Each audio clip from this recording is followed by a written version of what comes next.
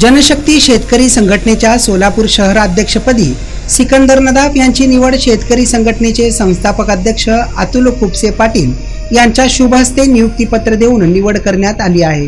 त्यानंतर पुष्पगुच्छ देऊन सत्कार करण्यात आला व पुढील वाटचालीस शुभेच्छा देण्यात आल्या आहे। सिकंदर नदाफ हे देवा ग्रुप फाउंडेशन भारत सोलापूर जिल्हाध्यक्ष या पदावर कार्यरत होते।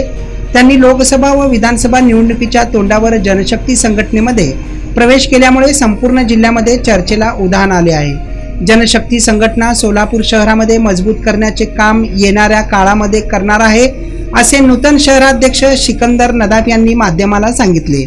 येणाऱ्या लोकसभा व विधानसभामध्ये जनशक्ती संघटना निवडणुकीमध्ये उतरणार का, याकडे सर्व राजकीय नेत्यांचे लक्ष लागले आहे।